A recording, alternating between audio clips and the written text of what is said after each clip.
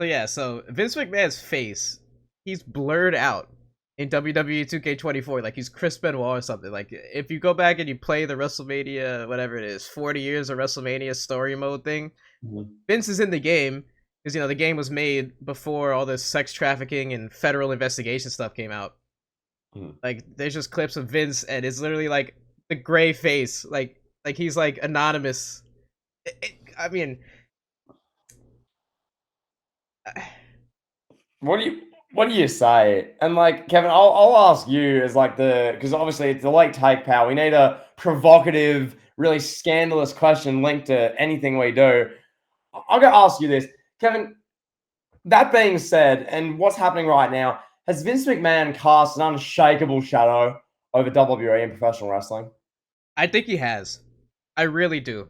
I really, really do. Like, this is something that children grew up watching, right? We were all kids one day. We all grew up as children watching wrestling. I'm so sorry. Your wording is just unbelievable. So carry on once again. As I always say, disclaimer: nothing I laugh about is about the seriousness of what's happening. Any laughing is related to Kevin's wording, Kevin's delivery, because this is just so good. Carry on. Yeah, so you were a child one day, and you were watching WWE TV. Let's use you as an example. Yeah. You're watching in 2011. You're Mhm. watching just after Money in the Bank 2011, correct? Yeah. Correct. So CM Punk is WWE champion. CM Punk is in the midst of a hot storyline with Paul Triple H Levesque. Kevin Nash, for whatever reason, he's there. Kevin Nash's sister or girlfriend, whoever it was. And then you got Vincent Kennedy McMahon smack dab in the middle of this storyline, pal, with John Cena. John Cena's been fired, then he's back, then he's fired, then he's back, pal. The Golden Goose, the New York Yankees of the WWE is here, pal. You got Vincent Kennedy McMahon there with the buzz cut. He's recovering from having his head shaved 4 years prior. He looks ridiculous. That's a guy that you grew up watching and were like, wow, that's Vince McMahon. I know. Oh my god. Like, he's the most powerful man in wrestling. For like an analogy, I don't even know, like a mainstream analogy, he's like Adam Silver of wrestling. Like, he's the face of the corporate brand. He's the commissioner, Yeah. pal. Yeah. Now, 13 years later, we get this nasty report that comes out from Janelle Grant right before the Royal Rumble. This nasty filing, this nasty lawsuit with text messages from Vincent Kennedy McMahon, Brock Lesnar asking for urination. Then, hold on, pal. Then it gets doubled down like 10 days later. Vice News drops an article about Ashley Massaro. John Laurinaitis just flipped on Vince McMahon. I'm going to talk about this in a video that I have coming up that's dropping soon. Maybe even by the time you hear this, it's dropped already about Ashley Massaro. John Laurinaitis, Vince's right-hand man, has flipped on Vince and said, hey, we knew that Ashley Massaro got sexually assaulted at an army base during a Tribute to the Troops tour. And now it's like one thing after another. Then yesterday morning, news about the investigation comes out into the Ashley Massaro situation that implies that WWE may have had a little bit of, hey, nothing happened here going on with the armed forces and the people that conducted the investigation. Maybe a little bit of money under the table. I don't know. There was some hints in that article, nothing direct, no allegations like that, but they were hinted at some cover up, some what's the word? What's the word I'm looking for? Some Hush money. no, some No. collaboration. Yep. Some collaboration between the WWE and the armed forces and the investigation people. Kind of sweep some stuff under the rug. And now this poor girl is gone, took her own life, and we're just here with this mess. And there's more news coming out. Who knows? John Laurinaitis is using the Massaro situation to save his own ass. And now we're at a stage where WWE is doing everything they can to keep this Vince McMahon stuff as quiet as possible. They're bringing The Rock in. Yep. We're going to have Kevin Hart at WrestleMania. We're going to have all these celebrities at WrestleMania. We got Logan Paul at KSI. We got Randy Orton abusing KSI on WWE TV, pal. All this is an effort to save PR. I mean, this... And it doesn't really work, per se. Like, it's a nice distraction, but the inevitable is going to come. Vince is going to do jail time, seemingly now. Now that Laurinaitis has flipped on him, it seems like Vince is going to do jail time. And what do you do then if you're TKO? You can't stop that story. Vince McMahon in handcuffs, be taken to jail. You can't stop that story. You can have The Rock come out every single week. You can have The Rock be on Raw, SmackDown, NXT. You can lend him to AEW, have him show up on AEW. for a month. You could have The Rock everywhere, pal. New Japan. Nothing is gonna stop this. You could bring Stone Cold back, John Cena. You Mm. bring Hulk Hogan back. Bring them all back. Nothing is gonna stop that storyline on that story on CNN, Fox News of Vince in an orange jumpsuit doing time. And like, where do you go from there? Because then the mainstream is just gonna look at that like this is the guy that like he produced a kids TV show, and this is what he was doing behind the scenes. Like he produced like it's like if the owner of Disney, Mm. the CEO of Disney, Mm. had all these allegations. Like it, like bro, like this is where I take my family to this park, like the family Mm. park, pal. Bring my kids here. Yeah. Like it's a mess, and I think it has for now. The shadow, it's tough for them to get rid of. It's tough for them to shake, and it's gonna be casted over them for a while.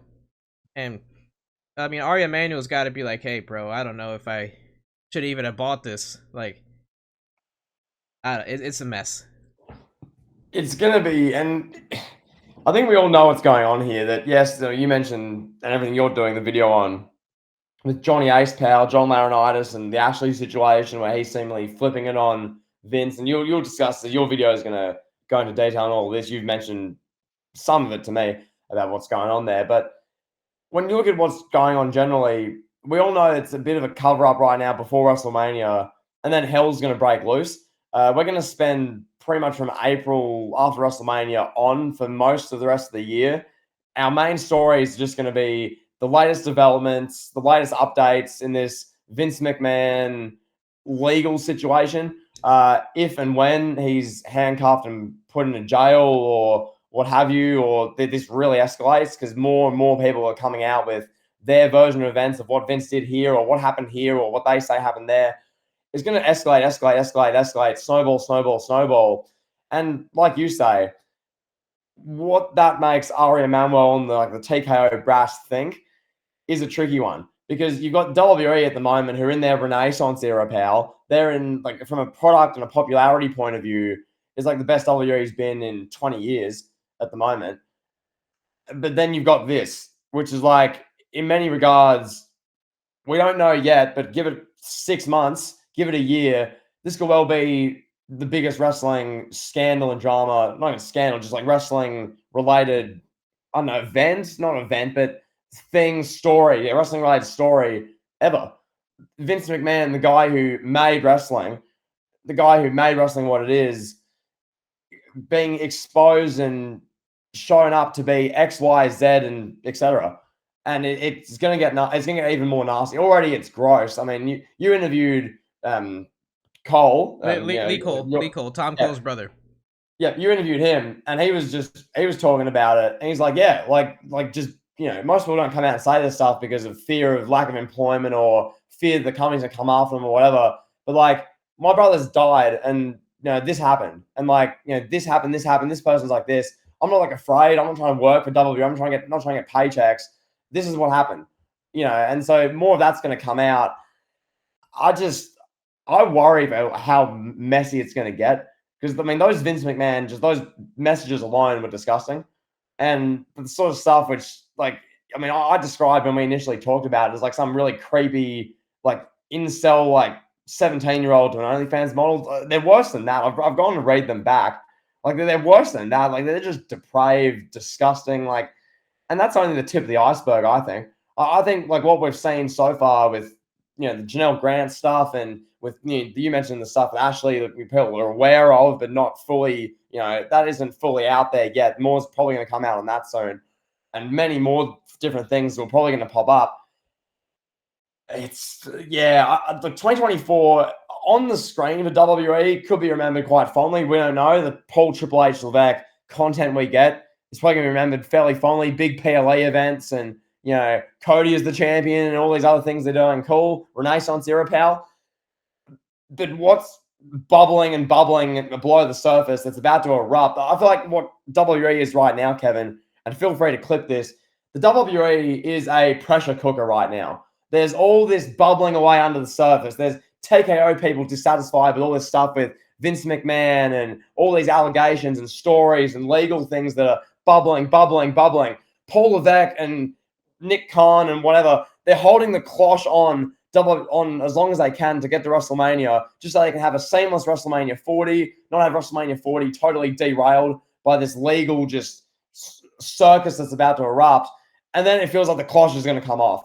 And after WrestleMania, it's just like, oh my God, like your channel is going to be big business, marquee viewing. Oh, yeah. You're going to have content every other day. You covering this. Obviously, you got like a journalism background. You're, to my view at least, a more credible journalist than pretty much anyone in the community because of how you cover this stuff. And you don't just kiss up to the people involved. So I can't wait to see what comes of that from your point of view, like how you cover that, how you break what we find out, because it's going to be so messy. They've got the cloche on right now. The pressure cooker is going to erupt in about a month, I'd say. So, God, it's going to be bad. It's going to be really bad. So, how WWE, from an image point of view, goes, can they recover? Just because Paul Levesque's doing an on-screen good product with logical storylines, is that going to mean anything as Vince McMahon, the guy who made it all, is getting outed for X, Y, Z, this, with X woman, that woman, that guy, this scandal. Like, it's going to be awful. Well, Triple H is the X factor here, right? It's good that you mentioned him last, right there. It's a good transition. So Lee told me when I spoke to him, I don't remember if this made the interview or not, but he told me, and he said I could use anything that he told me. So he said that Stephanie was like Janelle Grant's caretaker, essentially, throughout the company, where like Vince was like, "Hey, Stephanie, take care of this girl," So, and the news has already come out that Triple H and Stephanie were supposed to interview her, like in regards to, like, in regards to the investigation, and they just forgot or whatever, didn't have time to interview her, whatever the case may be, last year during the investigation. So that came out, and really not much has been made of that. Triple H is still on TV every single week. He's still the public figurehead right now for WWE, doing the press conferences. He's the public face of the company from a corporate standpoint. Now, why I say he's the wild card is because, for obvious reasons, he's Vince's son-in-law. He's as close to Vince McMahon as anybody in that top rank of executives is. Like he's closer than Bruce and whoever's still left back there, Michael Hayes, all those producers and writers. Triple H is the guy's son-in-law. Now, could Triple H have made a conscious effort to distance himself and say, "Look, Stephanie, I want nothing to do with Janelle Grant. Don't text me anything about that. Don't call me. Nothing. I want nothing to do about that." Could he have been in a different office away from Vince, like just hundreds and hundreds of feet away from him, not even being like physically or mentally aware of the gross stuff that was going on in the locker room and in the corporate building and at arenas with Vince and women? Could he have managed to do that? Maybe he did. Triple H is a smart guy. They call him the cerebral assassin. He's a smart guy. Maybe he made a conscious effort to stay away from all that stuff. And during a lot of it, he was in the hospital with the heart issue. So I don't know. Like, we don't know what Triple H knows, but I think that's the big card to watch after WrestleMania is like, what's gonna happen with Triple H? Are we gonna get news about him? There have been unnamed executives that allegedly took part in all this stuff too. Like, Vince was in the back, according to the affidavit from Janelle Grant. Vince was in the locker room like, "Hey, look, Brock. Look, Bruce. Look, Johnny Ace. Look at this girl. She's hot. Look at these nudes, bro." Like, it's a high school. So, I mean, surely he would show his son-in-law, maybe, right? Like, he'd be like, "Hey, Paul, look at this picture." And we don't know. We don't know what Triple H knows and what he doesn't know. And I think that's the biggest part of the snowball that's left to unravel now. Yeah. Well, and obviously this will all get handled, you'd hope, and just getting broken down in a formal justice point of view. But yeah, you put two and two together there. It's as the son-in-law who worked with Vince as much as he did. WWE's it's like a 24/7 operation. Like, you're backstage like every night with these people. You're in meetings every day. Like, it's just this never-ending, ongoing operation. So for him as the son-in-law to just not know anything and be so unaware of anything involving any of this, I don't believe. Like, now, just to what extent that is, and to what extent Triple H, that's what the grey area is. Does Triple H know everything? And was he in the loop of all of this? Was he in the loop for some of it? Does he literally like barely know anything? And Vince backstage would show the picture of whichever Janelle Grant, whoever, and then Triple H would be like, "Just stop! I don't want to be part of that. Leave me alone. Like, I'm like, We don't know. And that's what we're going to find out. And hopefully it's going to snowball. We're going to see and know more. But if there's much on Triple H and Triple H is gone in the coming few months, like then what? It's that's a real possibility, which I think people are not really thinking about now because obviously it's WrestleMania season, whatever.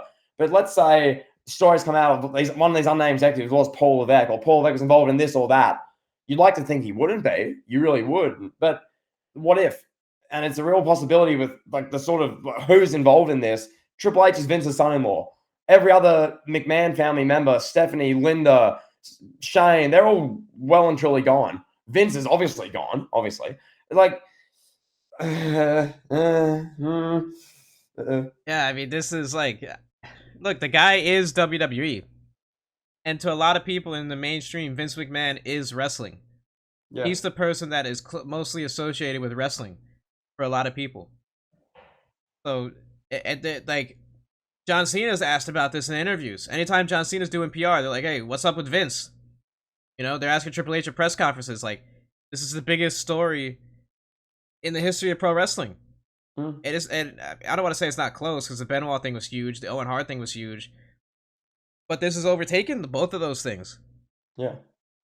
And it's like, it's almost remarkable. It's still remarkable to see like that now Vince is being taken down, and now all the other stuff is coming out about him. So, Lee also told me that he inked a deal to do a documentary about the Ring Boy scandal with like a major network. So wow, when that drops, if it's as big as he made it sound, it's like a multi-part documentary that's gonna be just going into like the steroids trial, the Ring Boy scandal, and it's gonna be on one of those big streamers, one of the big three, bro. Oh no, It's just gonna get worse. Like, we've got referees from 30, 40 years ago are coming out doing interviews saying, "Hey, Vince raped me." Like, the Argentino family's still out there wanting justice for their daughter. yeah.